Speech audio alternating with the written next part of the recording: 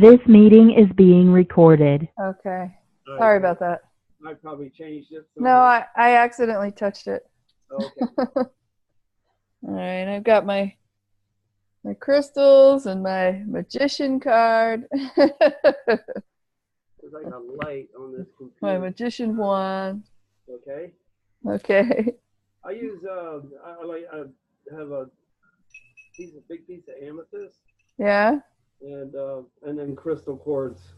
That seems to help me connect a little bit easier. Yeah. I've got my. And Oh, I'm using an agate. These are the two crystals I'm using on the Kabbalah path that I'm on right now. And I've got my moonstone. This is like super clear. And I got my dragon skull. I got it all. Little skull. And then this big guy. Oh wow, that one's awesome. He is cool. He called to me in a Native American spirit shop. I was actually walking past it, and I just kept getting this urge to go in, and my husband didn't. He's like, come on, come on. I'm like, no, you know what? I need to go. And I actually had to turn around and go back and go in the store, and I walked straight into the store, and right there the curio cabinet had this skull in it, and I saw that and I was like, I got chills because he was in a dream of mine, like only a few nights before. That's why I say there's something about your dreams and the synchronicities with them. But yeah, so that was like in a dream of yours. Yeah, I saw him in a dream. And then when I saw him in life, I was like, oh my God, I had to get it. It was like $60. And yeah. My husband. Huh? What is that one made out of? This one's mu'ukite. I never even heard of it before. No, me neither. But no, he's got some powerful energy, this one. Oh, that one there is cool. I like that one. Yeah. They've all called to me. The dragon skull called to me. They're like, you need me. All right, let's try and do this. Okay, okay.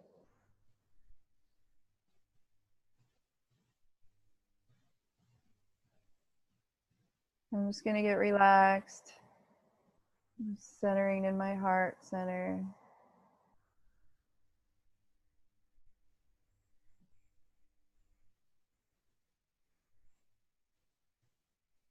And then I'm gonna connect to your heart center.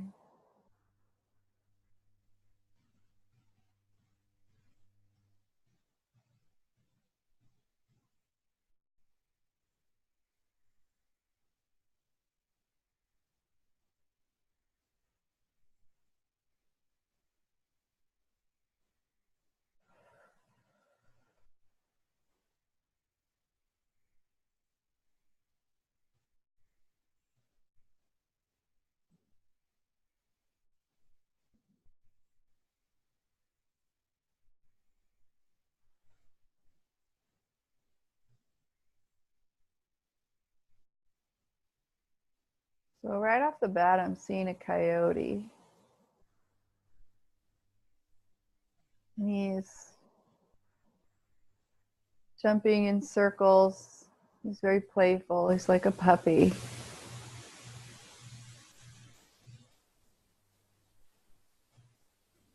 Like a puppy that wants to play with you.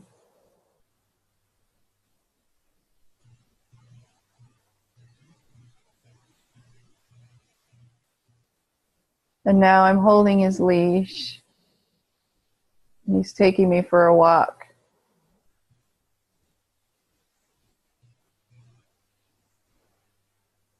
And we're on a path with tall trees, pine trees. And I see some oak trees. And it's a long dirt path, long and straight.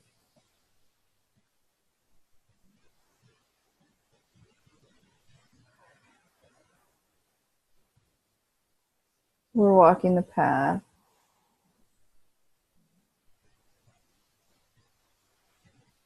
And I'm looking at a patch of mushrooms.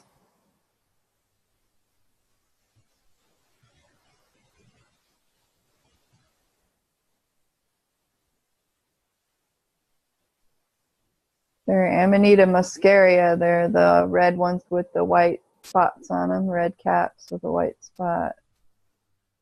So this is a magical forest.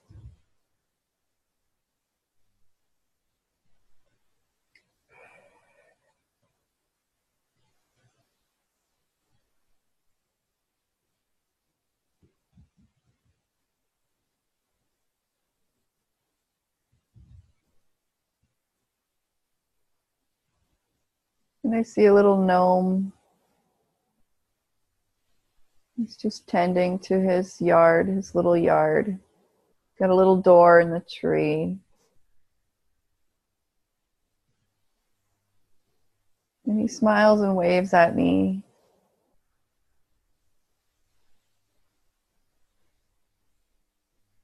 He's inviting me in for tea.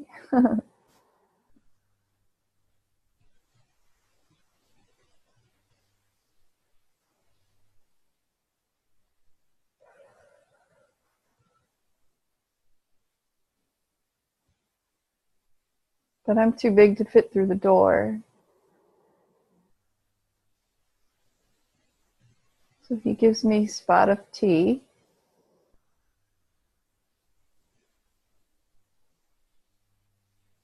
I drink the tea and now I can fit through the door.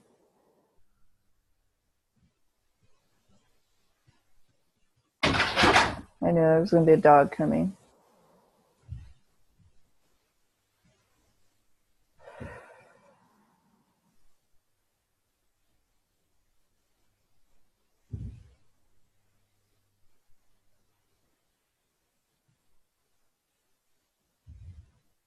So I'm inside of his little house.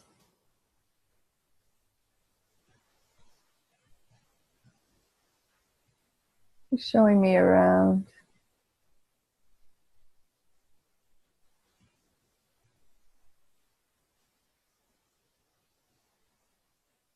His chairs look like mushrooms.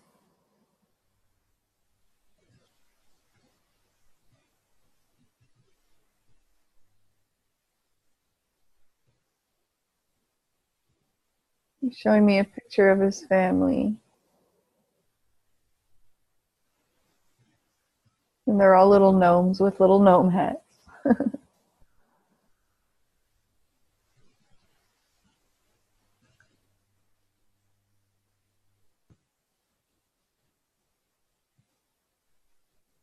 He's taking me to a doorway. It's a big doorway.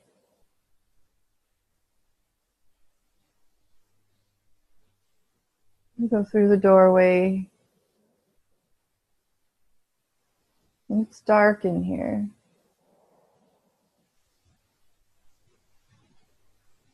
We're walking through a tunnel. It's a bit of a long tunnel. But I can hear drips of water.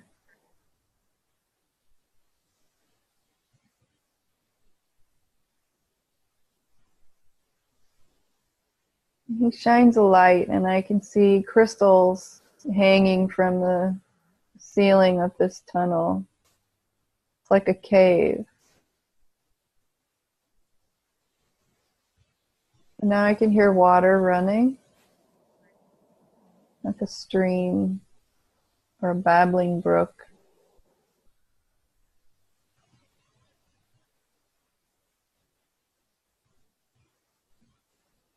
And it's getting a little louder now. Like there's a small waterfall up ahead.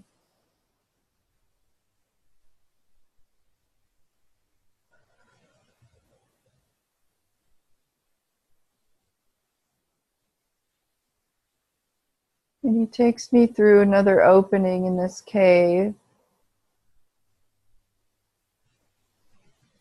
There's a little boat. You get in the little boat. And we're riding down this stream.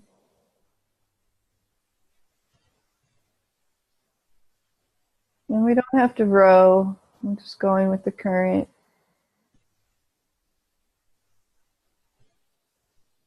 And it's a nice little dry ride. It's very sparkly in here.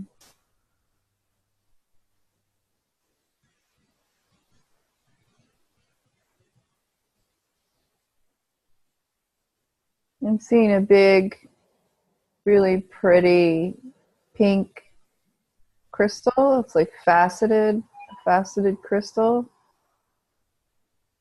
And it's kind of just embedded between two rocks. And we're just riding down this stream.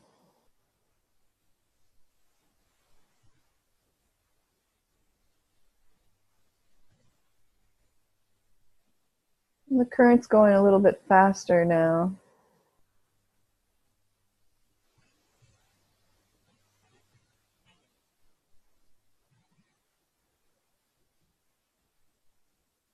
And we're coming towards the end of this tunnel. And as we get closer to where the light is brighter, I'm seeing beautiful crystals that just line this cave. It's a crystal cave. Very beautiful.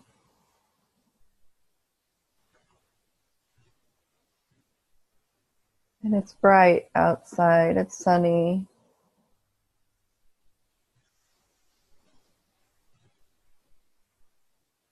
A lot of trees. It's very tropical.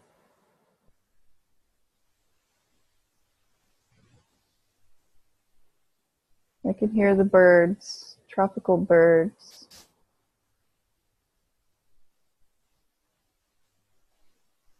And I see a toucan with like a Fruit Loop toucan with a rainbow nose and beak. And he's kind of silly. He's singing and whistling.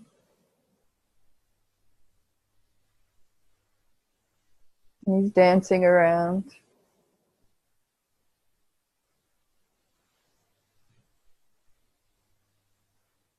Just watch him for a moment.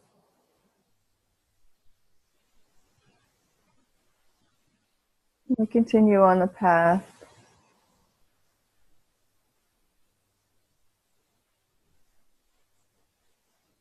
And I see a little frog. Bright green, very colorful frog. And he's just saying ribbit, ribbit.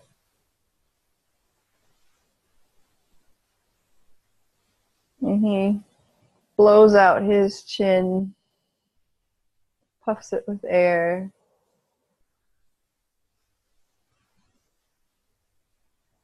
And now he hops away, and I'm following him.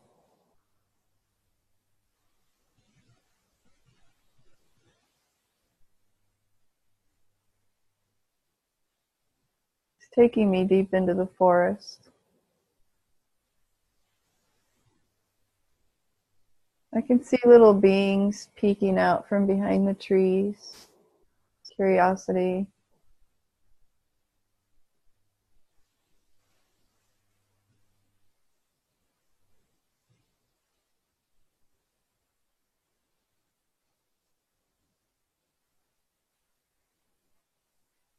He takes me to a little house. It's a very old house.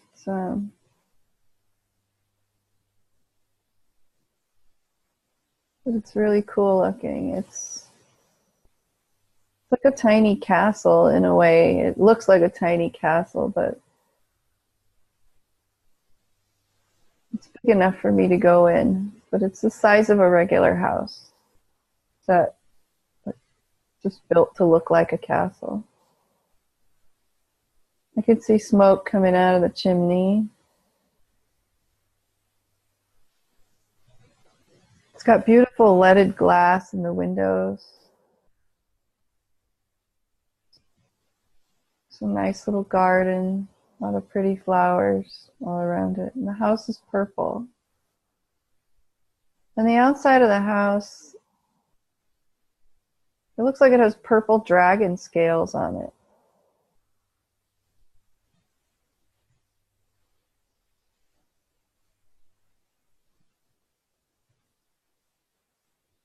I go through this door, front door. It's got a rounded top.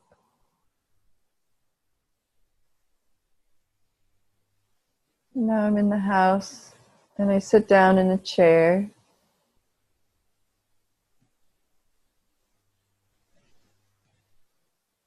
And a man comes out. He's got a long beard. He's wearing a long purple velvet robe.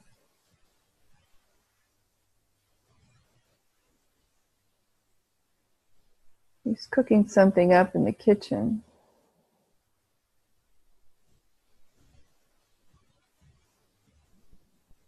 He says hello to me. And I ask him what he's cooking.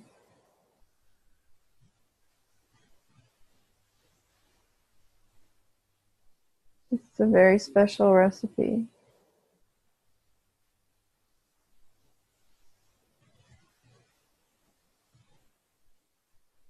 I ask him what's in it.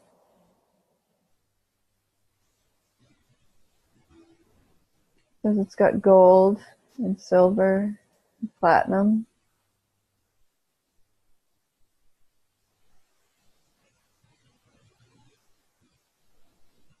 And clovers.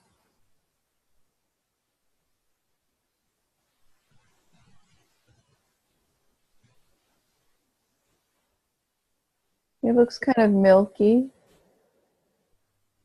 And when he stirs it, I can see a lot of colors swirling.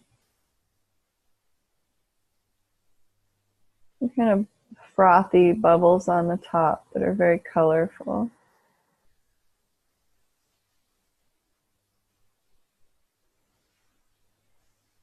And I ask him what he's using it for.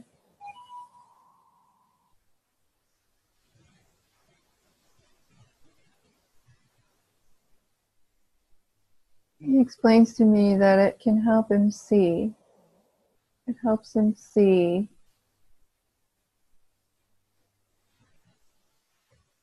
But he can use it for others. He can give it, and he bottles it and gives it out to people in the community. And I can see little bottles with little tags on the side. And they say, "Drink me."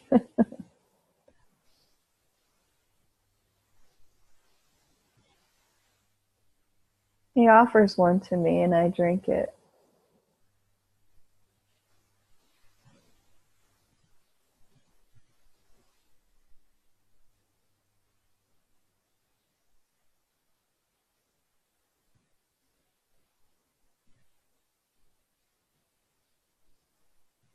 It makes me feel very relaxed. And my head tingles.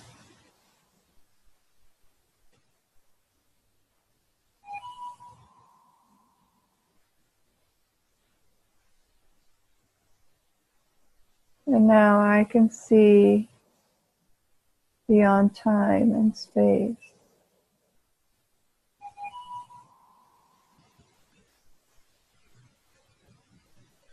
Colors are very different.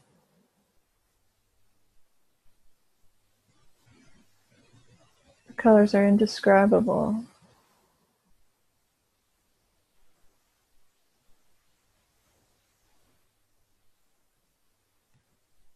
I can see cogwheels turning inside of a prism.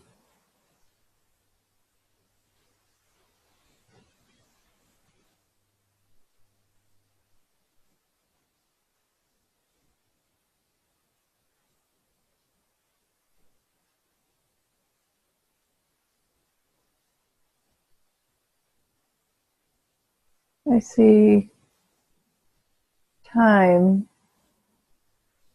in numbers. The numbers are rolling like on a digital clock.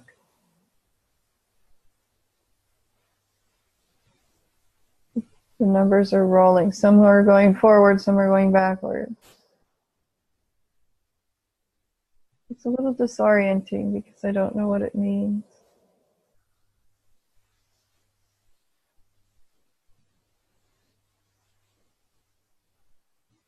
Now I'm standing on a big, huge cogwheel. I'm inside of a clock.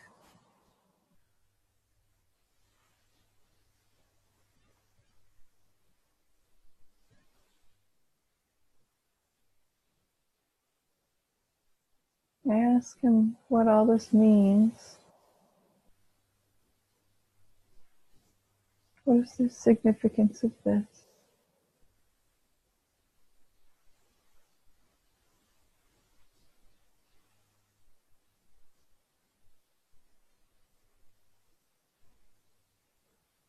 He says time is irrelevant.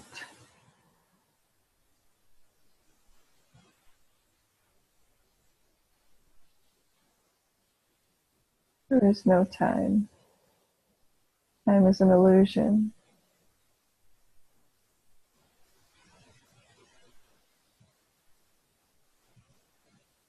And I say, what can I do with this information?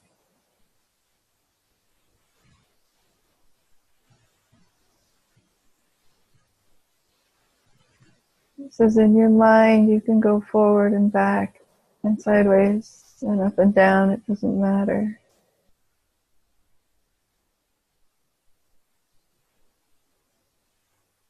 The only time is always now.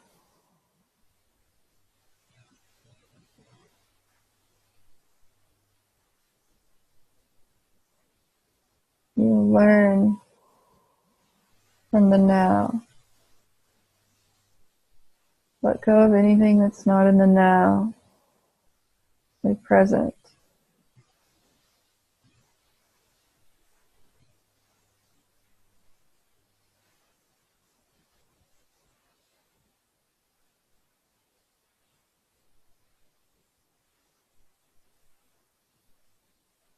And I'm watching like a little movie of all these historical events. And I'm seeing a spaceship shooting through the sky, like at light speed.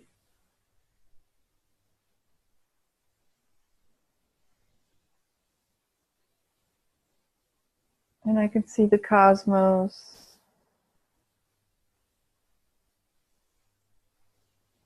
I see multiple galaxies.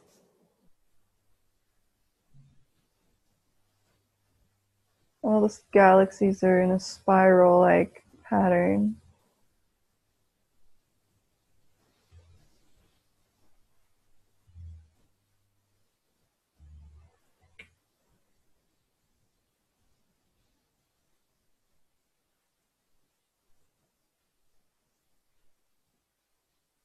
I can see our solar system.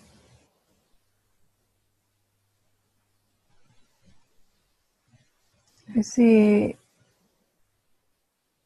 an infinity symbol, a golden infinity symbol. But it's actually a band of stars in the shape of an infinity symbol.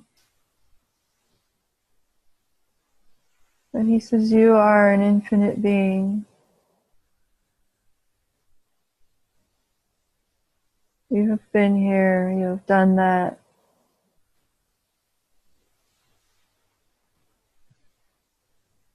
You've done it all, you've seen it all. You've experienced so much.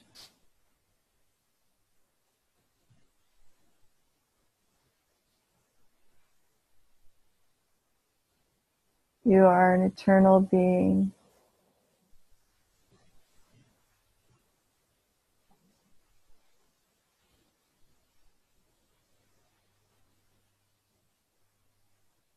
And he shows me another planet.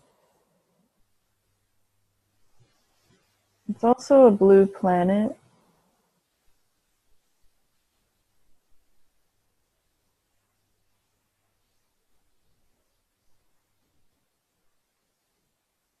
It has a pink sky.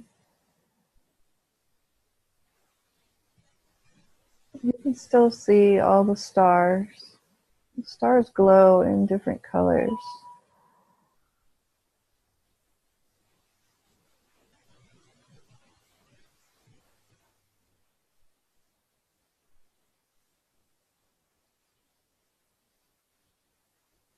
And I ask him, what is this place?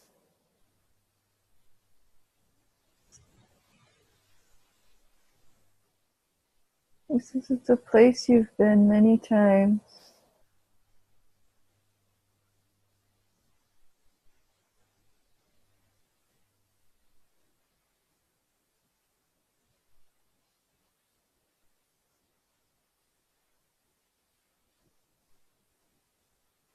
And I look around and I see green grass and rolling hills, beautiful meadows. We're standing in the middle of a beautiful meadow. And I can see little fairy tale houses off in the distance.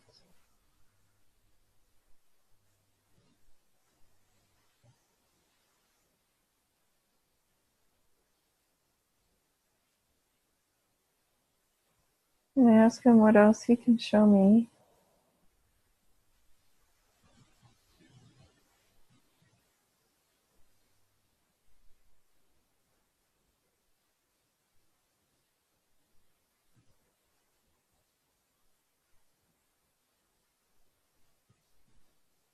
He takes me to one of the houses.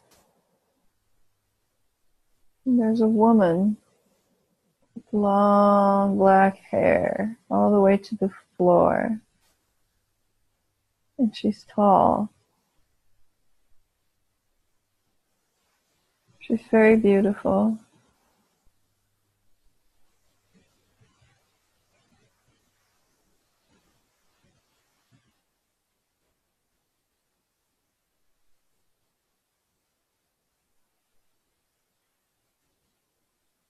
She's wearing a beautiful blue gown.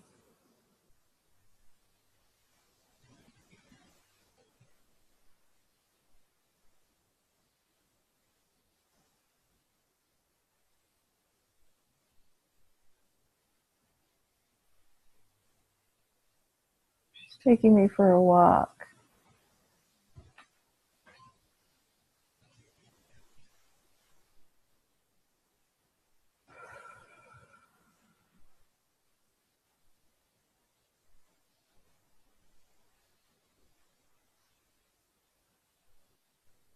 I can see the moon clear as day. It's daylight. It's bright. I don't see a sun, but the moon is very bright.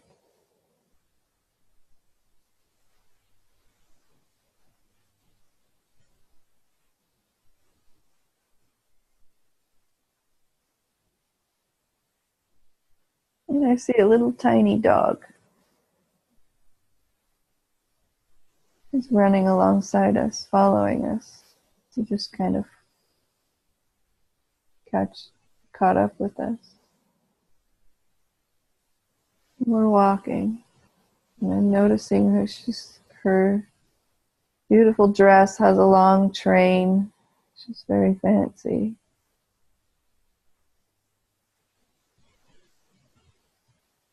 She takes me out to a little pond or a small lake.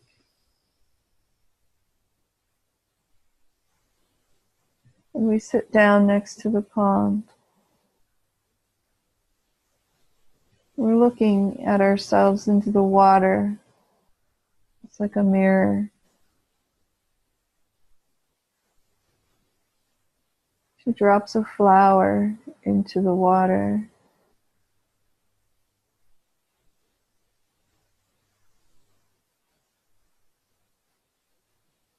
And the water ripples.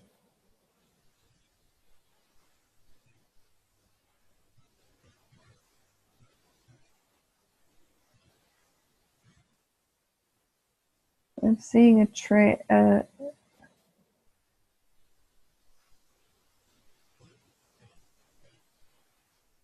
thought it was a train, but it's actually a big ship.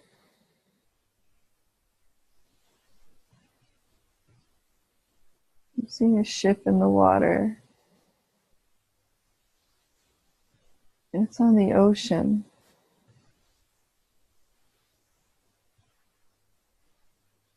I'm seeing sailors. It's like a Navy ship.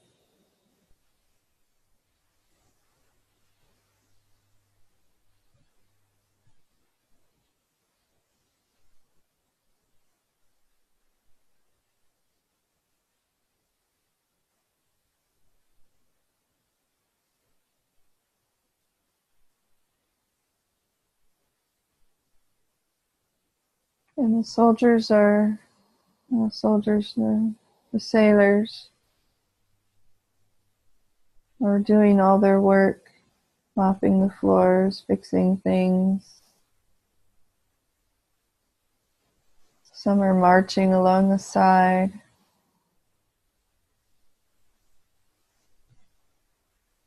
And I see a helicopter land on it, the top deck.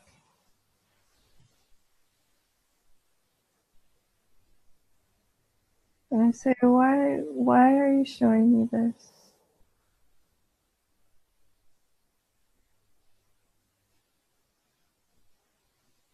She shows the ship. I see it in the water. She's showing me this. So there's sort of like a whirlpool of energy directed at the ship. And it spins really fast. And the ship disappears. And what's coming to my mind is the Philadelphia experiment.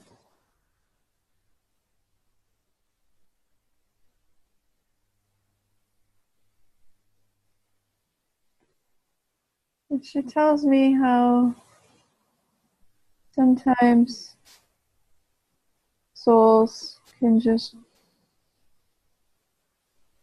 manifest into another realm of existence.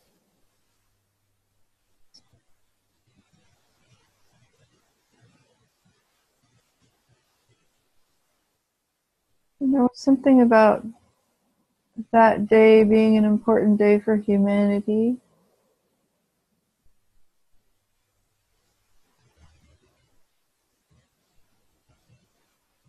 And she tells me how you, Jamie, had some connection to this.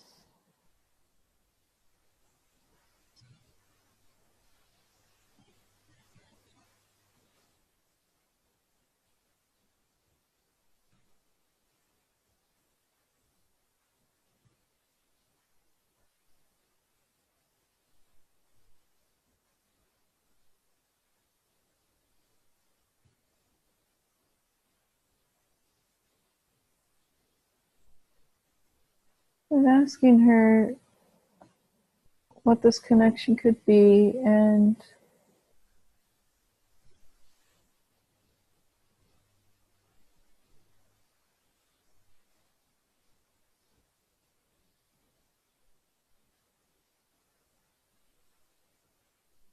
she tells me you were on that ship.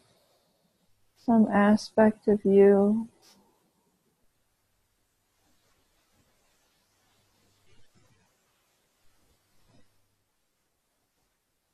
But I'm seeing when the ship comes back to Earth,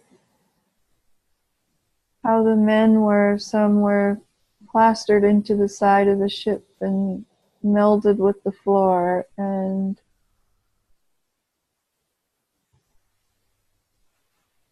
I'm seeing how they lost fragments of their soul, and it was only because the energy was so powerful and they were thrust back into this dense earth plane, this dense, heavy atmosphere. But that you, Jamie, chose to stay in the other realm. The ones that came back wanted to be on Earth. And even though they were advised against it, they chose to come back.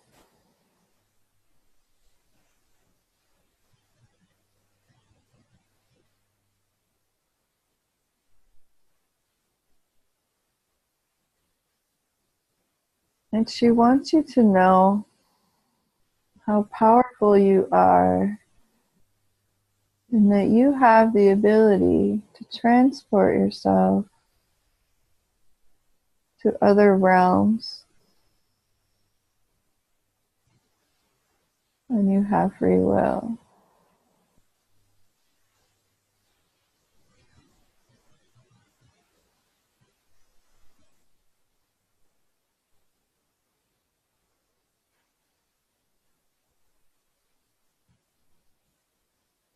And I can see how the men who chose to come back rather than stay back and learn new skills,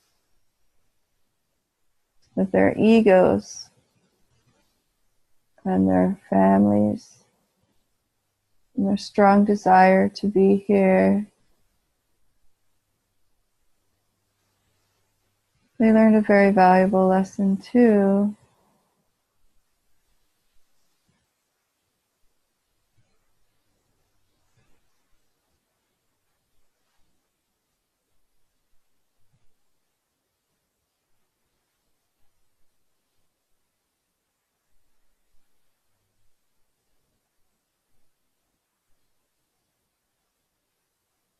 I'm telling her I'm not sure where to go with this information.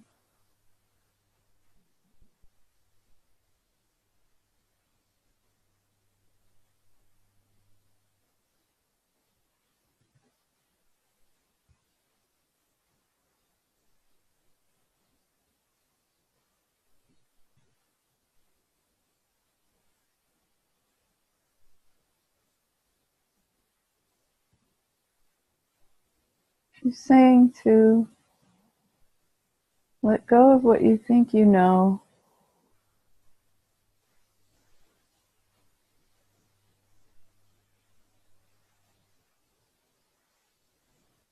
Let go of what you think you know and allow the magic to happen.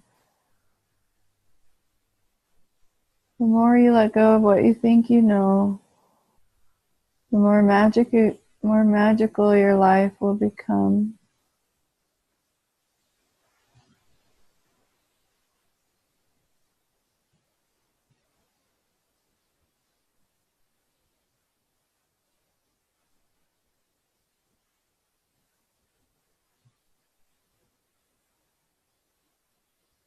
She says to pay attention to your dreams.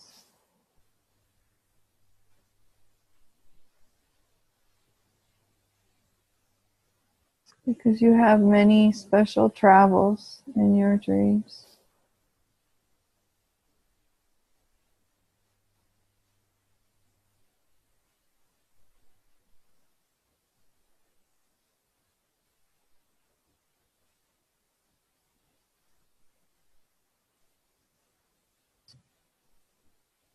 So we get up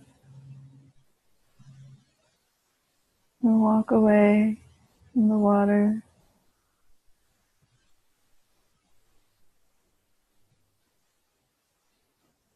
And she takes me into the woods. My dog. She takes me into the woods.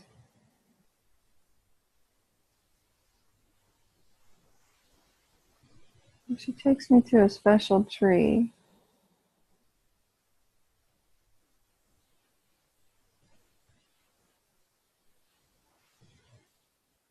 This tree has a face.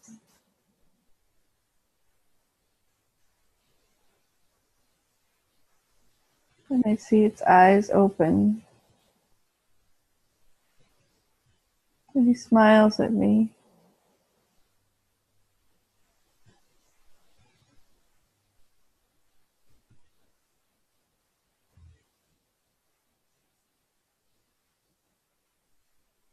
And he tells me, you have the wisdom of the earth.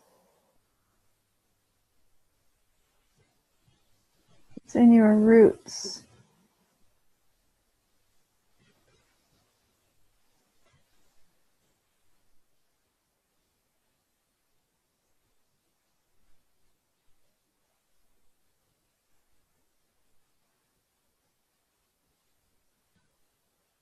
The wisdom of the planets are in your roots.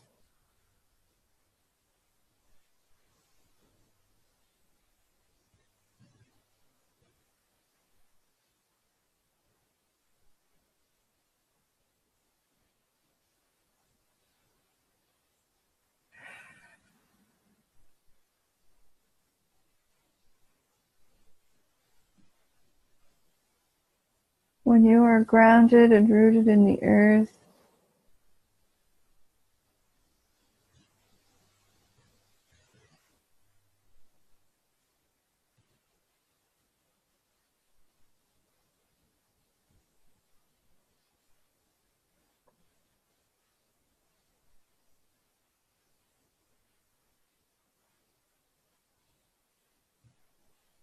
you will find your wisdom.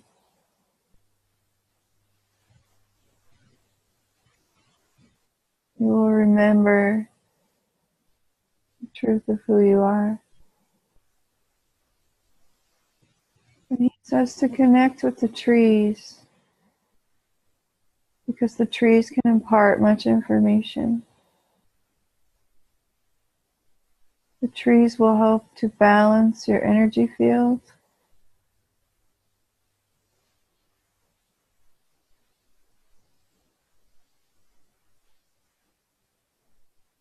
Connect with the trees. Trees have much wisdom to share.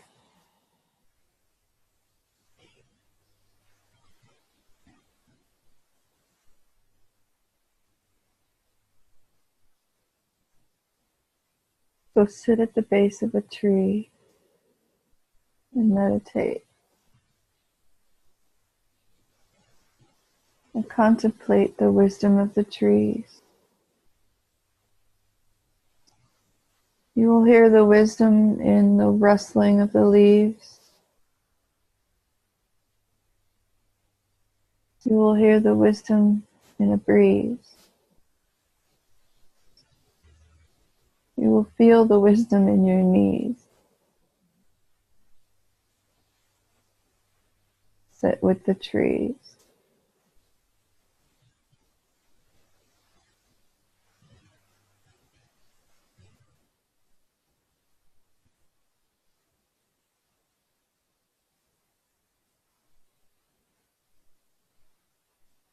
And I'm seeing a book, and it says The Life of a Tree. And I open the page, and it says The Life and the Wisdom of the Trees.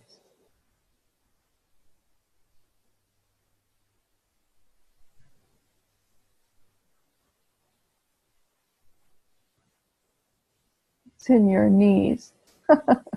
And now he's being silly.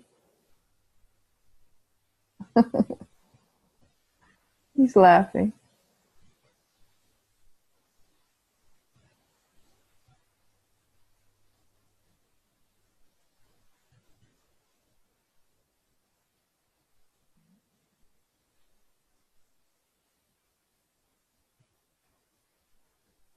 And a bird lands on his nose and makes him sneeze.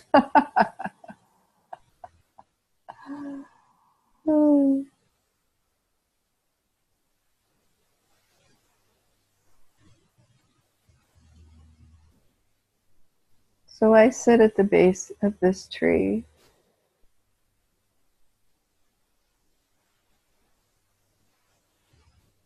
And a rabbit comes and curls up in my lap. And I'm petting the rabbit.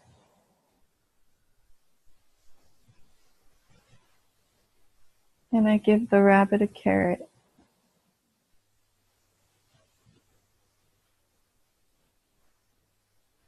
And the rabbit's just looking at me, eating the carrot and wiggling his nose.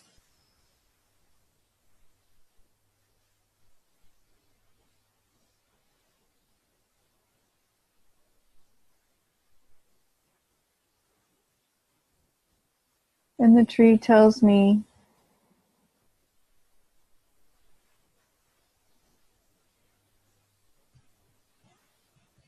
Enjoy the stillness of the rabbit, but do not haste like a rabbit.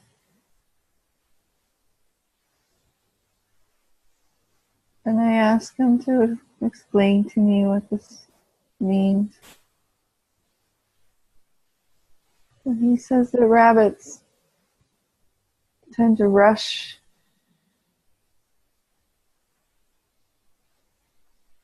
Saying to stay with the stillness, and the wisdom will come in. There's no need to hurry the process. Because when we try to make things happen faster,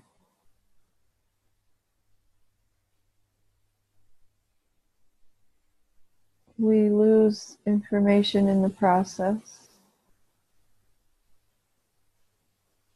So it's better to be still. And what better place to be still than to be still with a tree?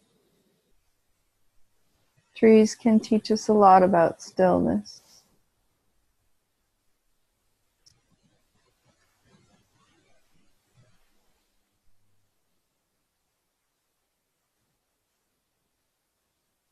He says, you see how we grow towards the light, always reaching towards the light, but always in stillness. We don't rush here and there. We don't hustle and bustle.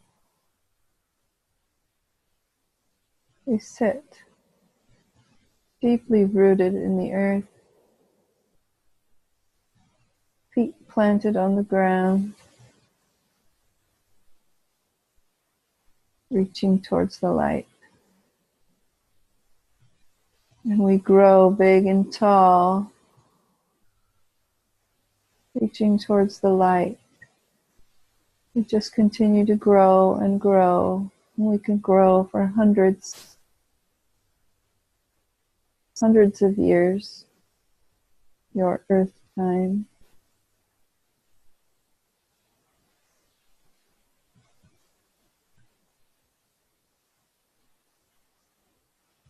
And we gain much wisdom.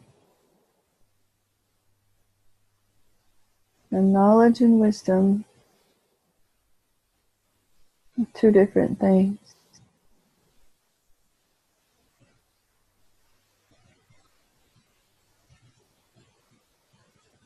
He says,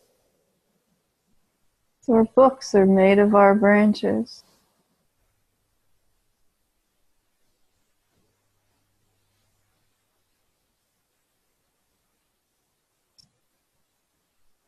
Wouldn't it be better to sit with the trees and listen and absorb the wisdom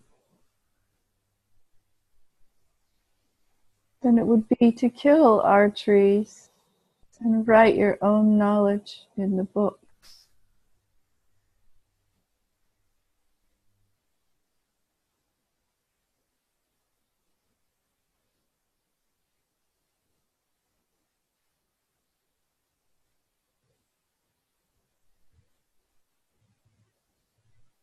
So the best message is to be with the trees.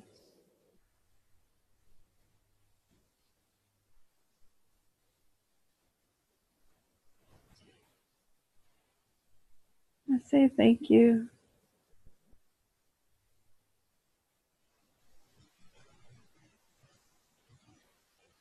And he goes back to sleep, closes his eyes, and now I can't see his face anymore.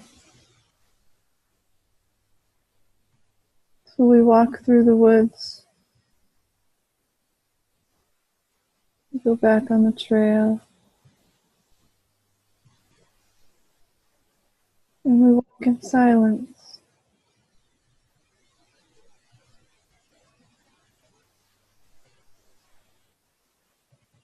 And I hear the breeze.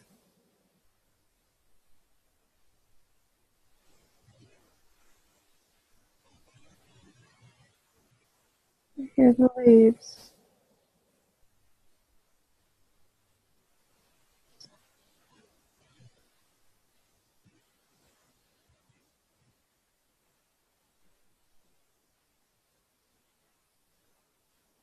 And I hear this is an attunement.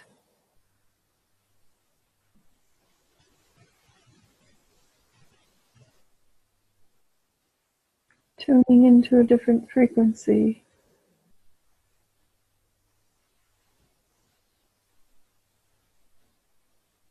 At the highest vibration.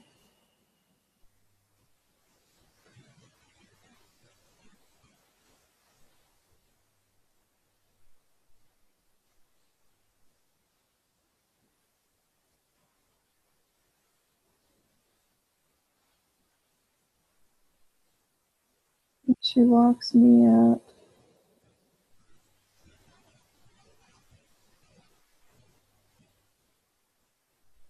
And I hear silence is the key to higher wisdom.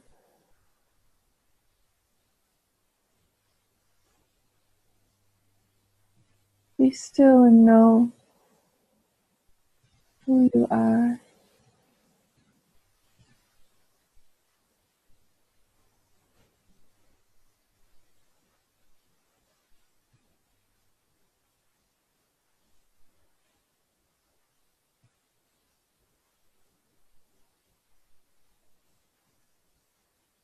And she says goodbye to me.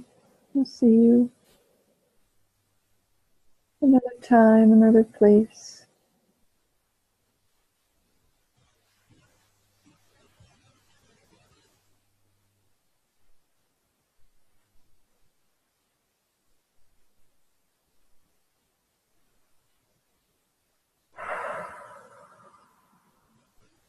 And I'm coming back into my own energy field.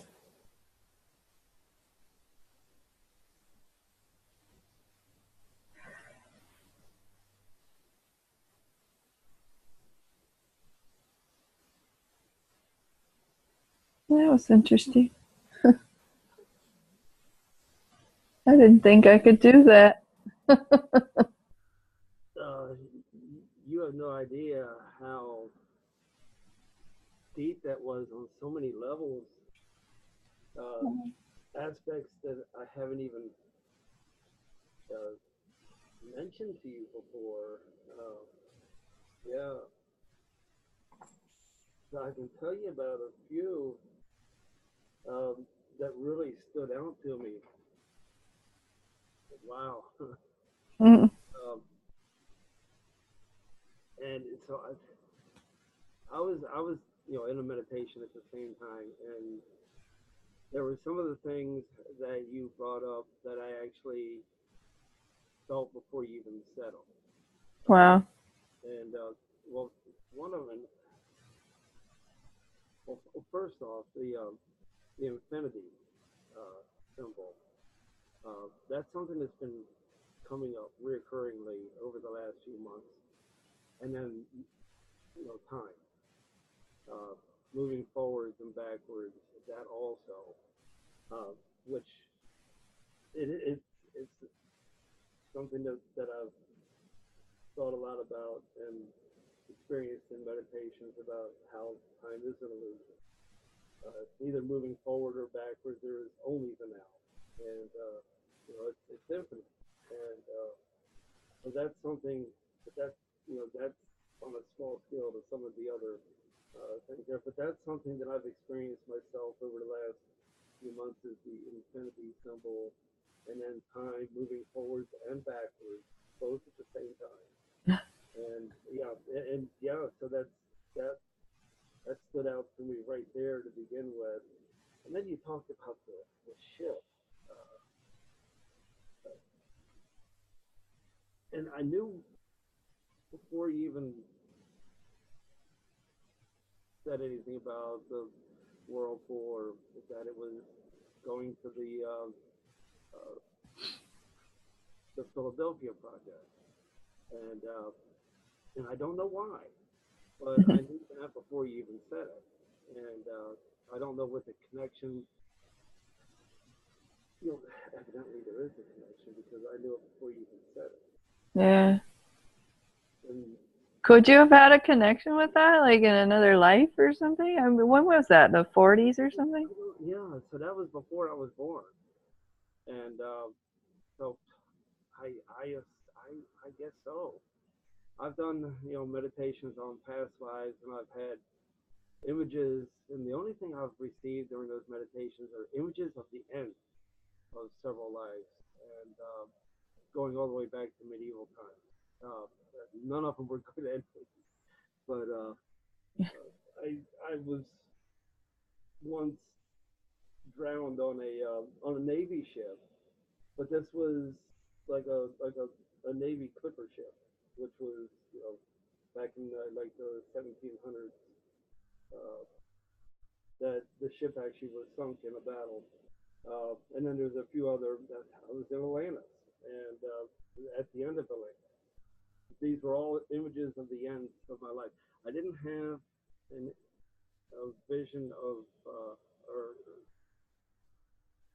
anything related to the Philadelphia project, but I knew that that's where it was going before you even said it. And it's not something that I've even thought about. I've seen the movie like one time, and I really don't know. Yeah. And I don't either. Yeah. I knew that that's where that was going. But then you started to talk about, the tree and the wind and the leaves. Well, this is something that I've always done. Is ever since I was a kid, is connect with nature. And grew up on a big farm. I mean, a really big farm. We had two rivers out there that joined together, and I would, ride one of our horses. We had like 15 horses. I'd ride one of our horses way back on the farm, and this is like when I was, really young. But I'd spend the whole afternoon back there where these two rivers came together, and just listen, sit by a tree, and listen to the wind and the leaves. And, yeah, and I've done that all my life. I developed a connection. I think it has to do with my Native American roots. I don't know, but I've developed a connection with nature. And I assumed for years and years it was just because of how much time that I spent with nature. But I know now that it's because I've always had these empath type senses all my life, but never really knew about them, or they never started to expand until like a year ago. Do you get out and sit with the trees like you used to? Spend the whole afternoon down by the river, in the woods, and I just watch the water and the trees and the wind and the leaves and the squirrels, whatever was out there around to watch and observe. And I got to the point where I could understand and understand and read the emotions and feelings of nature, and actually be able to feel it. And it's one of the reasons that I've been able to be as good of a bass fishing guide or charter boat captain that I've been. Yeah. So much better than the other guys that do this. It's just I have a connection that they don't have. I get out there in that environment, and I can feel it. I can feel what's going on. I can understand it. I know what it's feeling, and I can adapt to it and do what I do better than the other guys do. There's some of these guys are really good at what they do. I just have this deep connection with nature. Always have all my life, but I've spent my entire life outside with nature, and been able to read it. But lately, this is one way that I work on calming myself when things kind of start getting chaotic, is to go out in the middle of nowhere. There's a couple of places around the lake that I go to, and sit by a tree and just listen, feel the energy of the tree. Trees are super old, and there's a lot of wisdom within the tree, the stillness of the tree. Mm-hmm. I get when things start getting chaotic for me, my mind starts to take over. I start thinking of things, and that stillness leaves me, and I go out and sit and regain it back that way. But then you talked about, there was the knee. There's more to the knee than what you realize. So you don't even realize it, and you wouldn't have any way to even know this. But cypress trees. I have a super like feeling for cypress trees, and that's what's around the lake. Oh. So I'll sit by these cypress trees, sit at the base of it, and they have knees, cypress knees. Wow. And a cypress tree, they live over 1,000 years old. Wow. There's cypress trees here in Florida. There's like a place up in Silver Springs where they have a cross section of a cypress tree. It goes back almost 2,000 years. Wow. Yeah. So they're one of the most ancient trees that, well, actually, they're the most ancient tree on the earth because of the length of time. A 20-foot tall cypress tree could be 700-800 years old.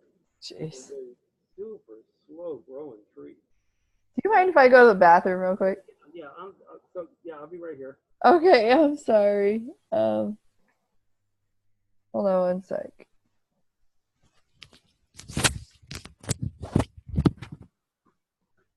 I have to go really bad.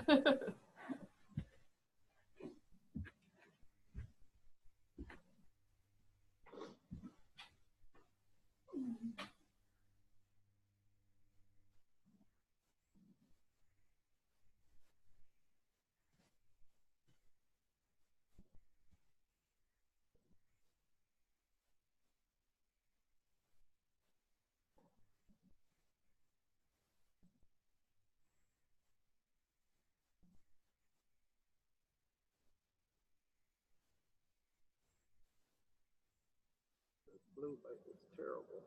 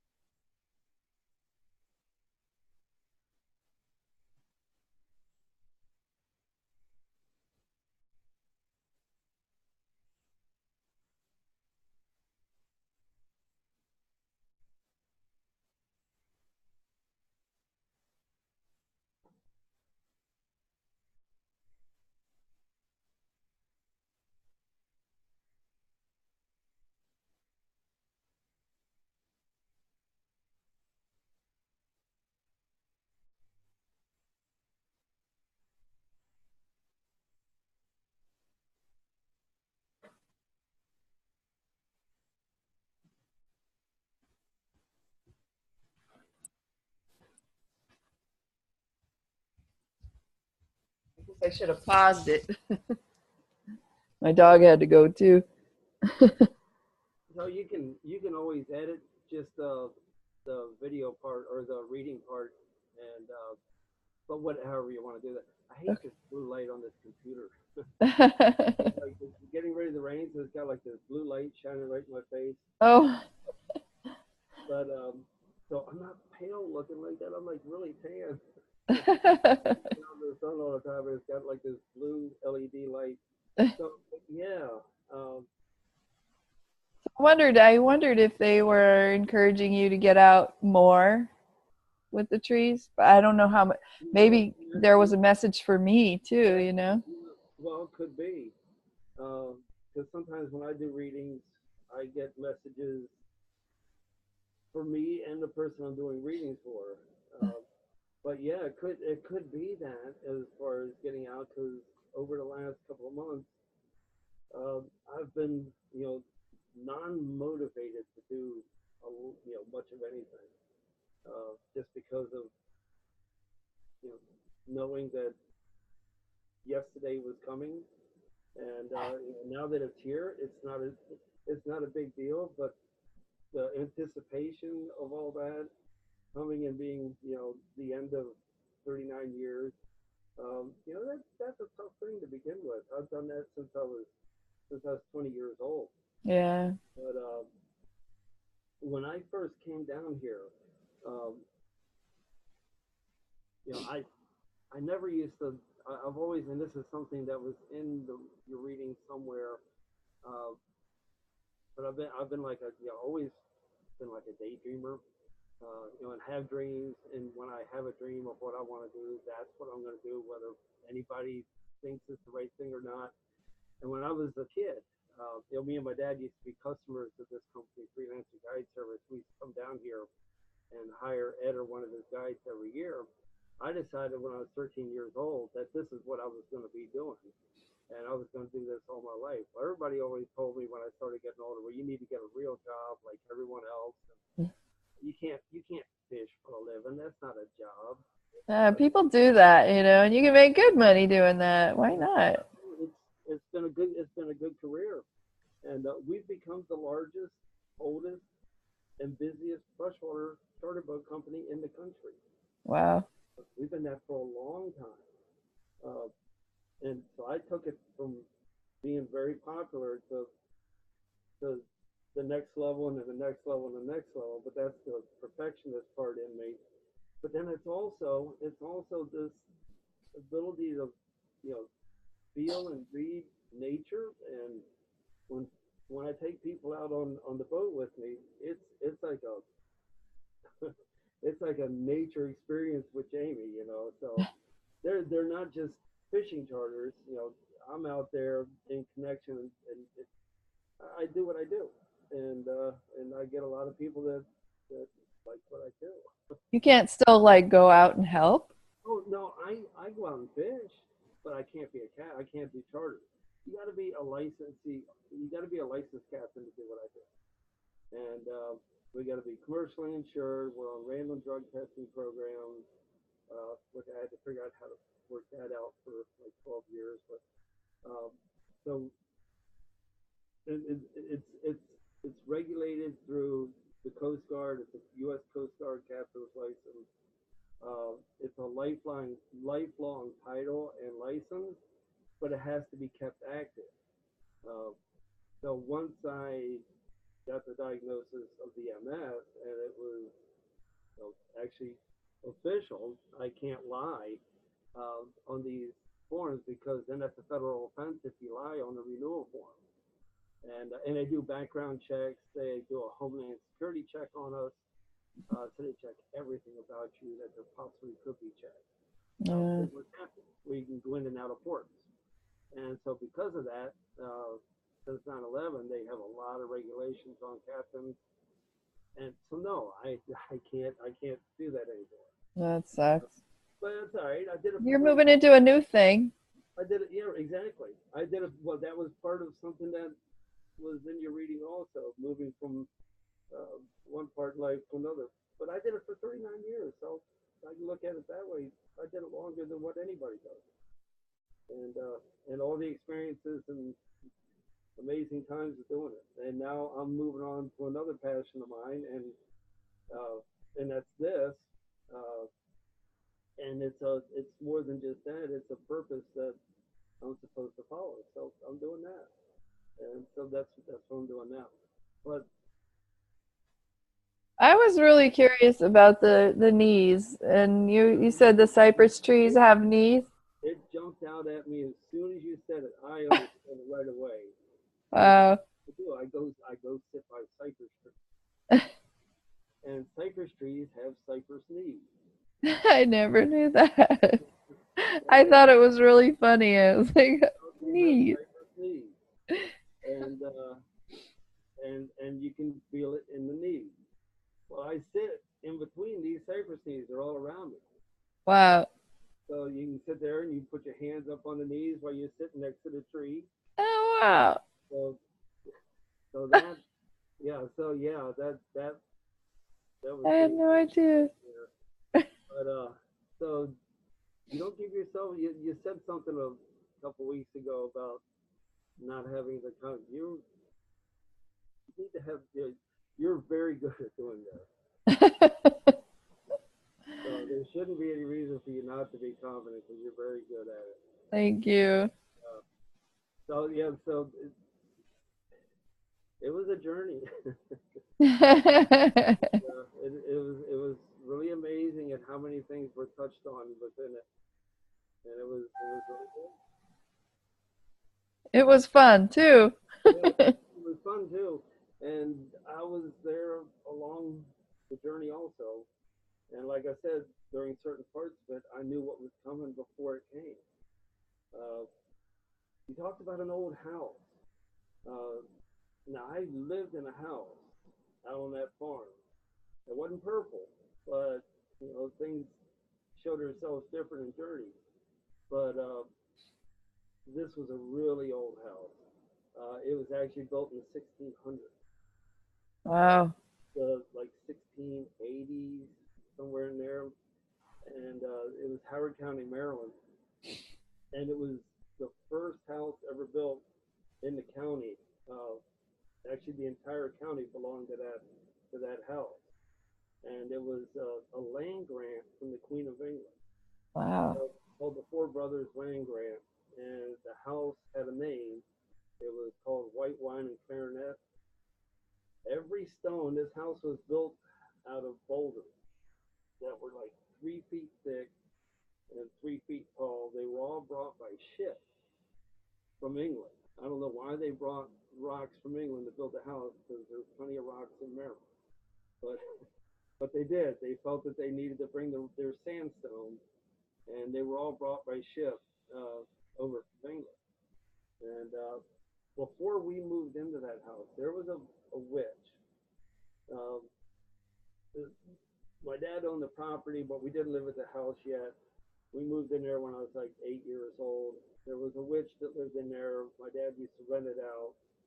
And she was a practicing witch. I don't know if she was a good witch, and she was nice. I used to talk to her all the time. But so she would show me these jars of all different things that she had, lizards and bats and all kinds of different things in these jars that she would use for her witchcraft. But she was actually pretty awesome. But she had hair that came all the way, not down to the floor, but down to the back of her knees. Wow. Yeah, but I don't know that had anything to do with the lady with the long hair. But she lived in that house before we did. It could have been. Could have been. I don't know. Could have been her. She was really nice, though. I used to go up there and talk to her all the time. Because I used to go out there on weekends. My dad would take me out there from the house that we lived in, and I'd go out on weekends or in the summertime. I'd go out there every day with her. And so I'd go up there and hang out with her sometimes and just talk to her. And she was really nice. But yeah, I'll show you. You got just a minute? Yeah.